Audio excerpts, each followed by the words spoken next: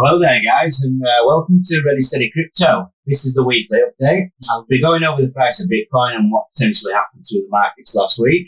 And then we're going to look at some altcoins that I'm currently investing in. So right now you can see that the markets have had a fantastic opening this morning. Bitcoin's actually gained 1.5%, ETH out the door at 3%, and VRA's just topped up at 5%, now settling back down at 4%.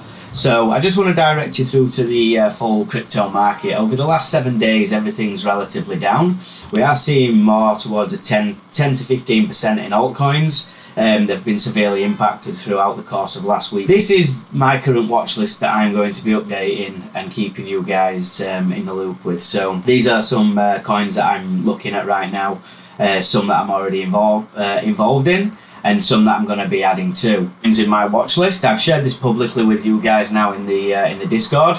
It's located inside the discussion group and inside the folder named watch lists. So this is where we can keep an update as a group.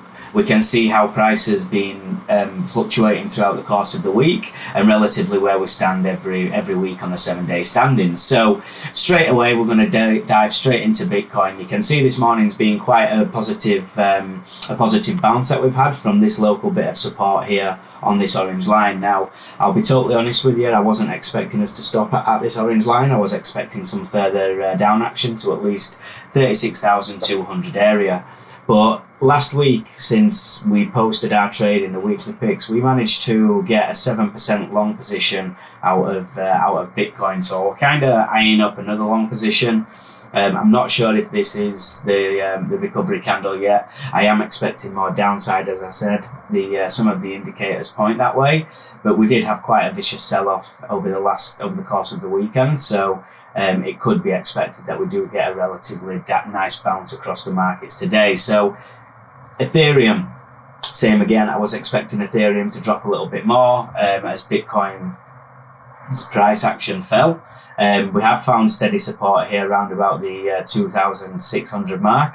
VRA, since we last posted the trade in the group, we managed to take a 23% move, buying down here on this support level and selling here on this resistance level. So you can see now that in my support and resistance, I've got a fairly large area that's been open. This is on the daily time frame. So if you go down onto a 1 hour time frame, I plotted some midterm support in here. I should have really taken the trade back down there, but I took the trade as we've got the price action moving upwards today. So I got in just a little bit less than these areas here. So we'll just log that there so we can all keep a track of this trade. But ultimately, that is something that we are looking for. Now, just bear in mind that even though Bitcoin's price has bounced, this could be a little bit of a fake out. We could still see some downward side action. It doesn't mean that everything's hunky-dory at this point in time. Next we have Hero. Hero's a trade that I actually missed, but we did post inside the group. It did relatively well through the course of last week. We saw a 50% pump, but same again, everything's quite down due to Bitcoin's price action.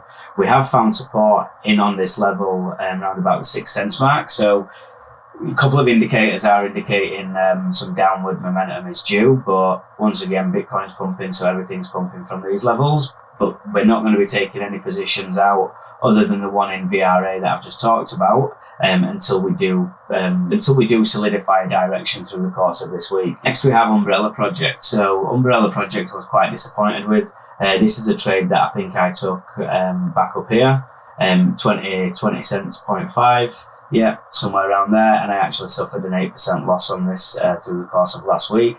Price action just didn't go our way. We managed to get out of this trade and cut our losses and keep it to a minimum. Polyastic, something that I've not mentioned for quite a bit now. Polyastic is at an all-time low here. It's never actually been lower, and it is resting on this nice support level around about a couple of zeros and a 4. So this is something that I might be looking to get back involved in and potentially try reap some really good rewards. So KDA is another mistrade that we had in this area here. This was a 36% move, and this is one that we're going to be potentially hoping for an entry in. We did drop a bit lower than the support we had marked. So once again, I'm going to see how price action carries on throughout the course of today before I make my decision on any other long positions that I'm going to be taking. Rip all the indicators off the charts at the minute, guys, and we're going to plot it blank. So you can see here on Bitcoin, we have relatively formed some kind of support in and around this level here. So we've come onto it we've come into it here.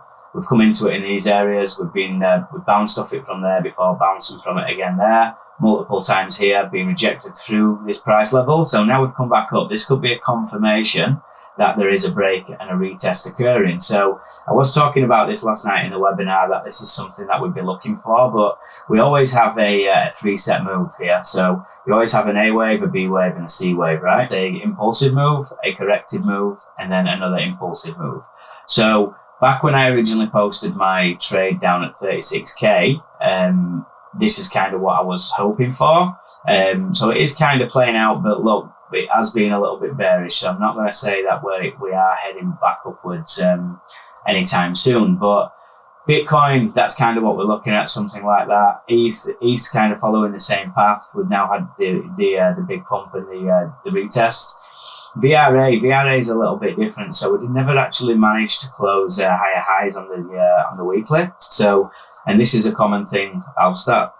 So on the weekly charts, we never actually managed to close a higher high and confirm a reversal in an uptrend, basically. On the lower time frames we did. So on the daily we did, the 4 hour we did, the 1 hour we did. On the weekly, we didn't manage to do that on any given time frames. So this is what's giving me my trail of thought in regards to why we're going to keep dropping down a little bit more, because we haven't confirmed this on any larger time frames as of yet. But look, the markets are very unpredictable. When you think you know what's going to happen, they try to do the opposite.